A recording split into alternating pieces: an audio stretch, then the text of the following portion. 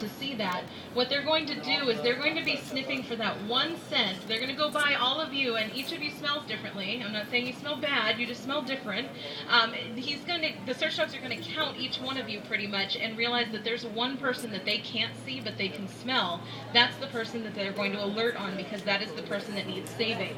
So you're going to watch them. In fact, earlier today, Carrie did a nice job of counting everybody. You could almost see her counting in her head as she went by.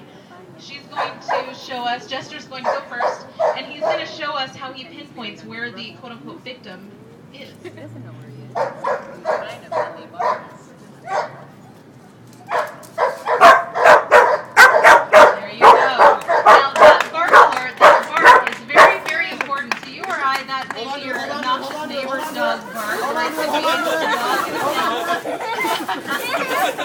But for us, that bark alert means that they found somebody buried alive that can be rescued. So for us, it's a very, very important tool as part of our training, as part of what we do. For the dog, that is just a ton of fun. And as you saw, he enjoys the tug afterwards. That's how we train them to do this job. For them, it's a game. He thinks that every single person that he goes and finds in a rubble pile has a toy. So as he just found out, yes, they do, and he's going to tug with them until we're done.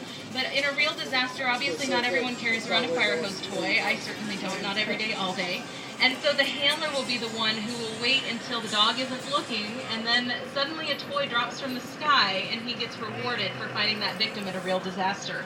So these dogs are working for that toy and only that toy and having a ton of fun doing it. So here comes Nino. He's going to show us his stuff. Good boy, that's what we want to hear. Now he's going to stay there, and he's going to let Jim know where that victim is, because he wants to make sure that we get him out. In fact, Nino may just get him out on his own.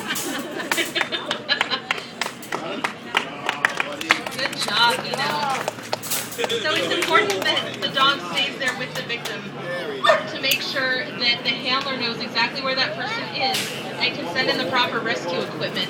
These teams deploy with 71 other people when they go on deployments like the Haiti earthquake or 9/11 and things like that. And all of those crews are the ones that actually help pull the victims out of the rubble and save them.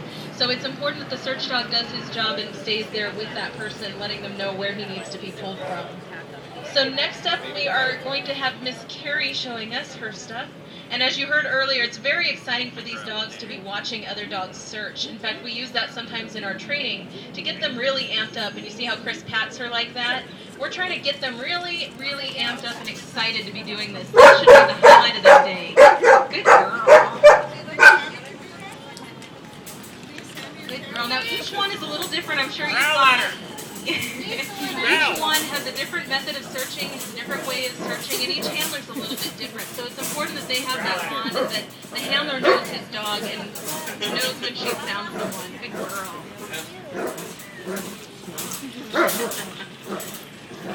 You hear her growling? She's obviously having a good time. She was. All right, well, how about a round of applause for our victim? Good job. That's a lot of work being in there. Usually you're not protected by a nice wire crate like that.